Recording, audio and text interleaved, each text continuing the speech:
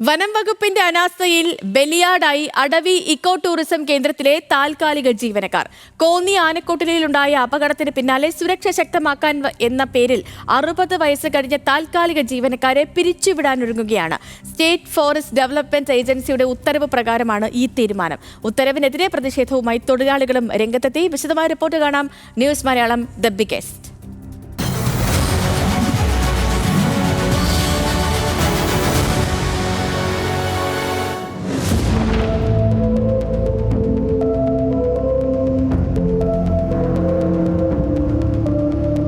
കോന്നി ആനക്കൊട്ടിലിൽ കോൺക്രീറ്റ് തൂണിടിഞ്ഞു വീണ് 4 വയസ്സുകാരൻ മരിച്ചതിന് പിന്നാലെയാണ് വനം വകുപ്പിന് കീഴിലുള്ള ടൂറിസം കേന്ദ്രങ്ങളിൽ സുരക്ഷ വർദ്ധിപ്പിക്കാനുള്ള നീക്കവുമായി വനം വകുപ്പ് രംഗത്തെത്തിയത്.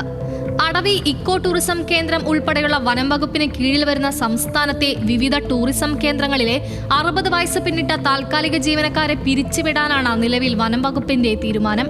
ഇതിന്റെ ഭാഗമായി കോന്നി അടവി ഇക്കോ ടൂറിസം കേന്ദ്രത്തിലെ താൽക്കാലിക ജീവനക്കാരോടാണ് ഇനി ജോലിയിൽ പ്രവേശിക്കേണ്ടതില്ലെന്ന് നിർദ്ദേശം നൽകിയത്. കുട്ടവഞ്ചി തുഴയുന്നവർ ഉൾപ്പെടെയുള്ള 60 വയസ്സ് പിന്നിട്ട താൽക്കാലിക ജീവനക്കാരോടാണ് വനം വകുപ്പിന്റെ ക്രൂര നടപടി.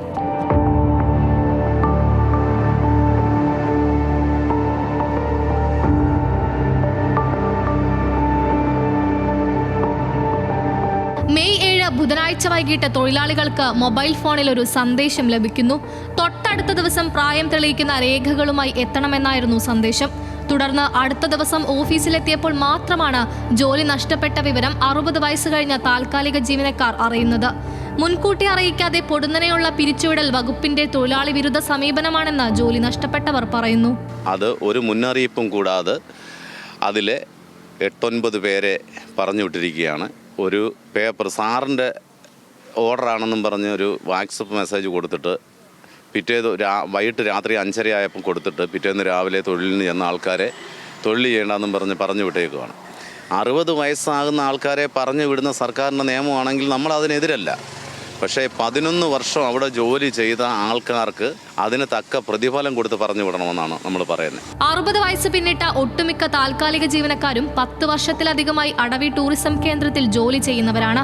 തുച്ഛമായ ശമ്പളത്തിൽ ഇത്രയും കാലം ജോലി ചെയ്യുകയും ഒരു ആനുകൂല്യങ്ങളുമില്ലാതെ പിരിച്ചുവിടുകയും ചെയ്ത നടപടി വനം വകുപ്പ് തിരുത്തണമെന്ന് ജീവനക്കാർ പറയുന്നു. തീരുമാനം കർശനമായി നടപ്പിലാക്കാൻ വനം വകുപ്പ് തീരുമാനമെടുത്തതോടെ മുഴുവൻ തൊഴിലാളികളും സമരത്തിലേക്ക് നീങ്ങുകയാണ്. സംയുക്ത സമരസമിതിയുടെ നേതൃത്വത്തിൽ കഴിഞ്ഞ ദിവസം ജീവനക്കാർ പണിമുടക്കി. അപ്പോൾ ഇതുപോലുള്ള അഴിമതികൾ കാണിക്കുന്നതിനോട് നമുക്ക് തൊഴിലാളികൾക്ക് അംഗീകരിക്കാനൊക്കാത്തതുകൊണ്ടാണ് ഞങ്ങളിപ്പം ഒരു താൽക്കാലിക സമരത്തിലേക്ക് തൊഴിലാളികൾ എത്തിയത്. അതിന് ഞങ്ങൾക്ക് ബാക്കിയുള്ള എല്ലാ യൂണിയൻ്റെ നല്ല രീതിയിലുള്ള സഹകരണങ്ങളുണ്ട്. ഈ സംഭവത്തിന് ഒരു തീരുമാനം ഉണ്ടാകുന്നിടം വരെ ഈ സമരം മുന്നോട്ട് പോകും എന്നാണ് ഞങ്ങൾക്ക് പറയാനുള്ളത്. തൊഴിലാളികൾക്ക് അനുകൂലമായ തീരുമാനമുണ്ടാകാതെ ജോലിയിൽ പ്രവേശിക്കില്ലെന്നാണ് സമരക്കാരുടെ തീരുമാനം. ഇതോടെ അടവി എക്കോ ടൂറിസം കേന്ദ്രത്തിന്റെ പ്രവർത്തനം പ്രതിസന്ധിയിലായി.